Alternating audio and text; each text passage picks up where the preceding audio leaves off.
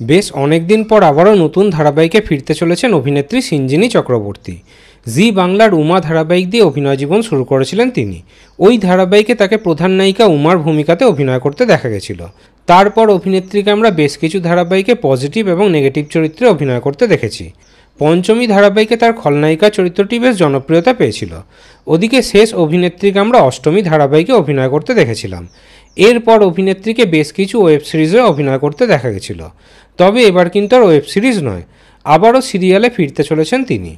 Star জলসাতে আসতে চলেছে লীনা গঙ্গোপাধ্যায়ের প্রোডাকশনের একটি নতুন ধারাবাহিক, যেখানে প্রধান নায়ক নায়িকার ভূমিকাতে দেখা যাবে সুদীপ মুখার্জি এবং অপরাজিতা ঘোষ দাসকে। আসতে চলেছে নতুন ধারাবাহিক চিরসখা। আগামী 27 জানুয়ারি থেকে রাত 9টার সময় দেখা যাবে এই নতুন ধারাবাহিকটি। এই নতুন ধারাবাহিকেই খুবই গুরুত্বপূর্ণ চরিত্রে অভিনয় করতে দেখা যাবে অভিনেত্রী সিঞ্জিনী চক্রবর্তীকে। তবে এবার কিন্তু তাকে কোনো নেগেটিভ চরিত্রে অভিনয় করতে দেখা যাবে না। খবর পাওয়া যাচ্ছে যে তার চরিত্রটি খুবই অন্যরকম হতে চলেছে। তাহলে অভিনেত্রী সিঞ্জিনী চক্রবর্তীর অভিনয় আপনাদের কেমন লাগে? নতুন ধারাবাহিক চিরসখাতে তাকে দেখার জন্য আপনারা কতটা এক্সাইটেড কমেন্টে অবশ্যই জানাবেন।